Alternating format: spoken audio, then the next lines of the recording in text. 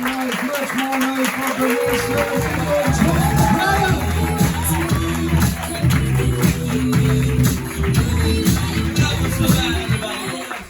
Yes, welcome, bonsoir, bienvenue, merci. That's all I know. I'm American. I tried. What's going on? Thank you for wearing a mask on stage. This is good. Everybody else is like, fuck it, we're dying, we're on a boat, we don't give a shit. And she's like, I'm gonna make it. I'm gonna be the last one standing. I'm gonna eat everybody, and we're taking the boat down the Seine. This is exciting. I'm excited to be back. Welcome to the sexiest comedy club name in Paris, Jardin Sauvage. That's too sexy for a comedy club name. When your friends are like, we're going to a show at Jardin Sauvage, where you're like, wow, this is going to be exciting. They're like, oh, it's a bunch of white comedians on stage. Oh, okay, that's not as hot. Don't worry, we get naked later. If it goes bad, we get real naked real fast. I'm happy to be here. I've been here for a month in Paris, but I just got done doing 2 shows in Luxembourg. Has anybody ever been to Luxembourg? No, that's the correct answer. You don't have to go. There's nothing. I went for you, and I'm here to report you're not missing a damn thing. This guy called me. He goes, "Hey, I heard you're in Paris doing shows. Do you want to come out and do a show in Luxembourg?" I was like, "Yeah, I'll come and do a show." Quick follow-up question: What country is Luxembourg in? And because I'm American, we don't know this shit. Get this, Americans, get this. Luxembourg is in the country of Luxembourg. That's stupid. That is ridiculous. That's how basic that country is. Like, if you write a letter to somebody, you have to address it Luxembourg, Luxembourg. You would never live in a place called France. You know? Look, you live in, who's in New York? New York? You live in New York. Yeah, even New York's smart enough to like New York City, New York, right? Because they're like, we're not stupid like they are in Luxembourg. It's like a pro-Luxembourg crowd. They're like, how dare you, American? I don't even know where it is. I slept on a train, I woke up somewhere new. Here's what I do know about Luxembourg, though. One of the safest countries in the world. That's exciting. Also very frightening, because when I woke up on the train back and I realized I was back in Paris, I was like, oh shit. Wallet, front pocket, flip the bag around, head on a swivel. Criminal element here. Yeah, because they warn you when you're visiting. They're like, yeah, make sure. Paris could be a very criminal heavy city. And I was like, oh, okay, all right. And I'll tell you right now, I had a run-in with the criminal element of Paris recently. Yeah, and it did not go the way I wanted it to go. Here's the thing. I thought if I ever had a run-in with criminals in Paris, it would be like Liam Neeson and Taken. You know what I'm saying? It was like, pop, kicking a bunch of Algerians and shit. No, it didn't happen that way. Here's what happened. I'm here visiting my girlfriend, and we're at a cafe. Her and I were sitting in a cafe, and I don't remember the name of the cafe. It was right in the middle of Paris. You might know it. It's the one with a bunch of little tiny tables out front. With a bunch of wooden chairs facing one way. Do you know the one I'm talking about? It's a great fucking cafe. So we were sitting there, and she had her bag on the sidewalk in front of the table. Very tourist move. And so I saw, out of the corner of my eye, I saw the criminal coming, right? It's not this guy, by the way, just so you know. It's just the story happens this way, just so that you're not, are you a criminal or no? Oh, you are? Okay, well, that's a very nice criminal. He's like, actually, I do kill people. All right, that's nice. So I saw the criminal coming. Now, he wasn't a criminal yet in the story, right? But, hold on a second, He wasn't a criminal yet in the story. He became the criminal later on, as I found out. But I didn't want to profile him. I'm just letting you know there was a criminal coming our way, right? And so he walks by, and her bag's there. This is what he did. He walked by, just walking, picks up her bag, right? And now I, as the superhero boyfriend, I stood up and I was like, hey! It's a good move, right? It's a good move, right? Like, yeah. And I didn't know if he was going to run or fight, so I kind of stood up, hey, in like a run-fight pose. Like if he ran, I'd be able to sprint, but if he wanted to fight, I could ostrich kick him. So I was like this. Hey, is what I said. And then he was like, oh. He put the bag down and just kept walking. I was like very confused by that move. I was like, wait a second. I was like, this is the whole exchange, the whole criminal endeavor was this. Hey. I was so confused because I was in my pose and I was like, okay, what happened? Like either A, he's like a really smart criminal and he was like, okay, this guy saw me, I don't want to get in a fight, I'm just going to keep walking, we're all friends. right? Like maybe he's a smart criminal, or B, maybe he was just walking along and he just wanted to rearrange the cafe. You know, like he was walking by, he's all purple bag, brown table, that doesn't go. Just kept going. I don't know what happened, but the bag is safe, and the girl's safe as well. So that's exciting. Like I said, I am here visiting my girl. Here's a game we love to play.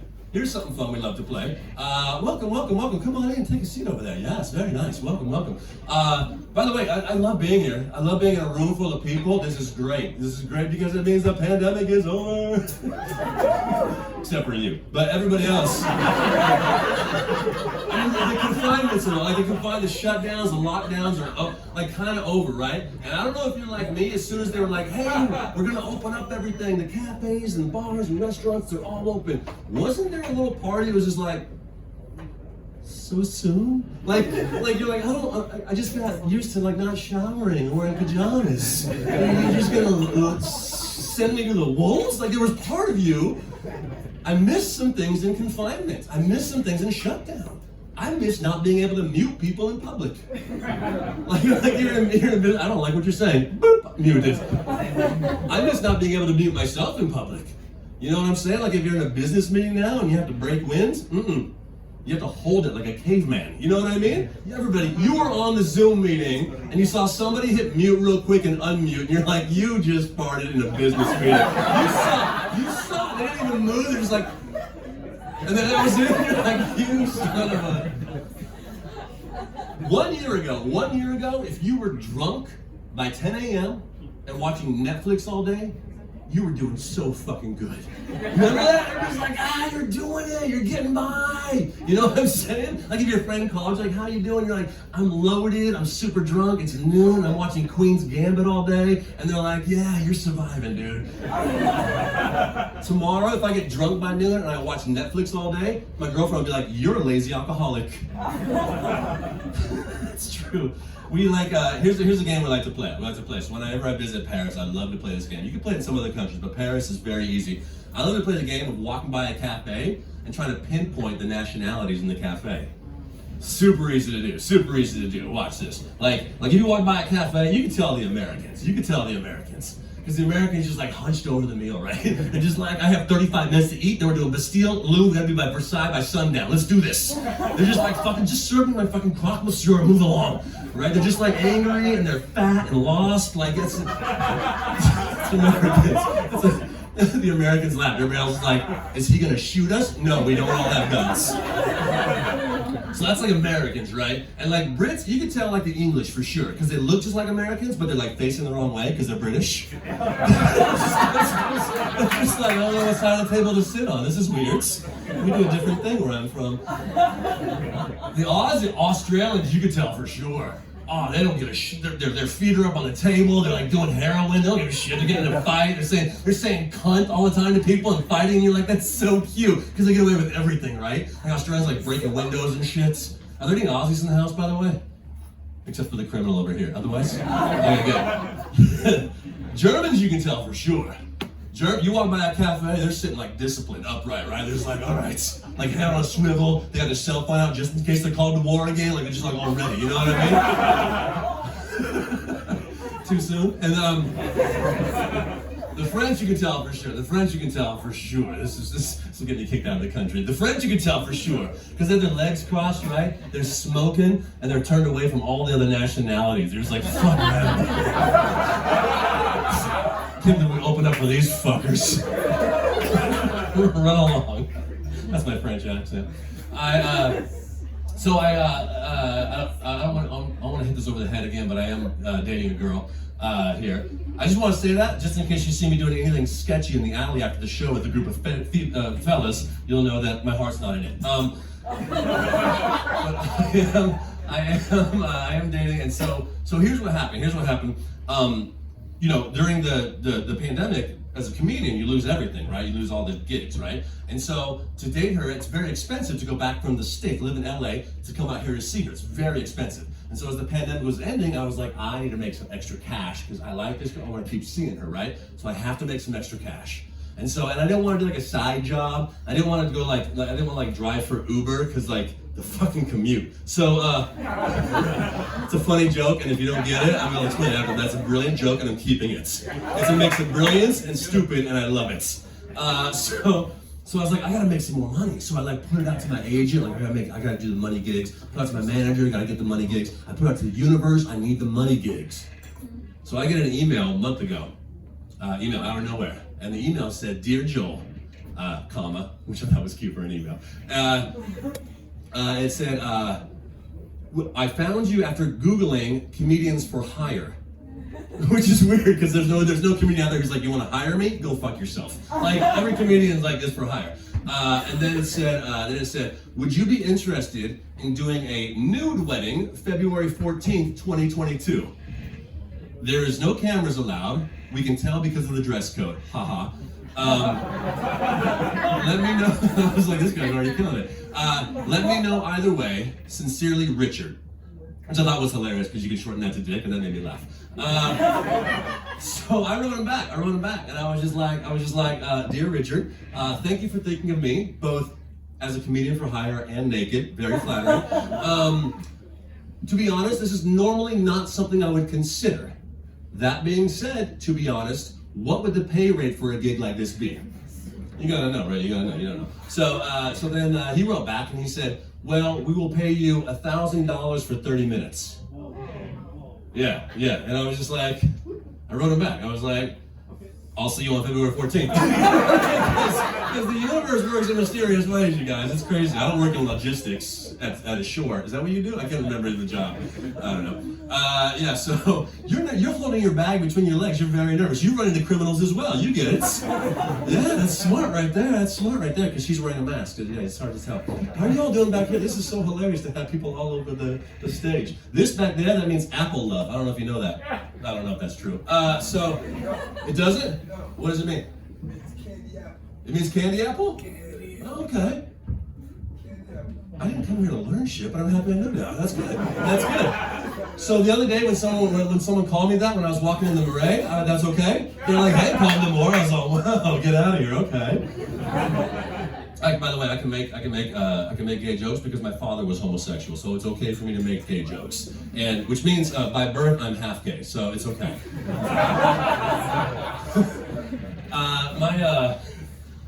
So here's.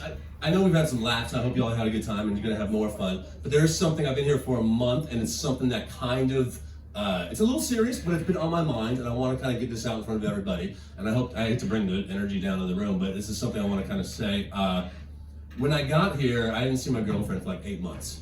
Okay, and when I got here, the first morning I woke up, I was a jet lag. I kind of woke up. First morning I woke up after seeing her for 8 months. The first morning, she decided to wake me up by sticking her finger in my butt.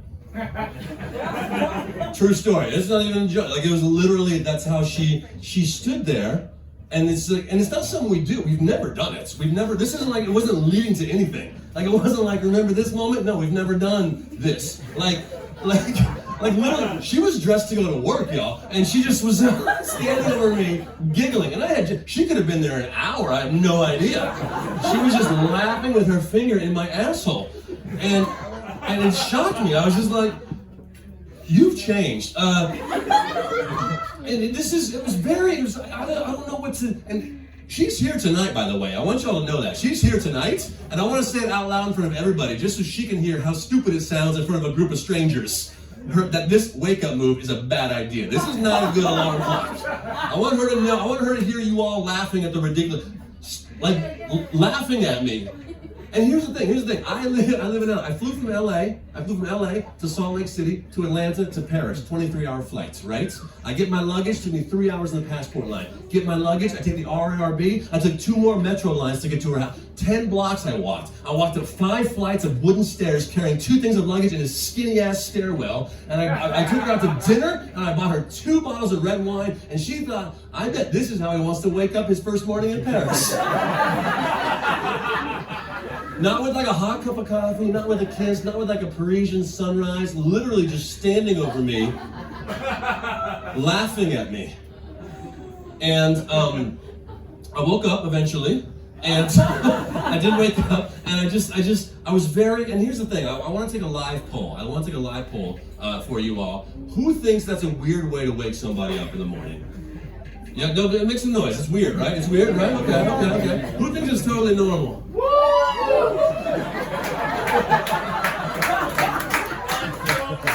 If you're confused at where she's sitting. So,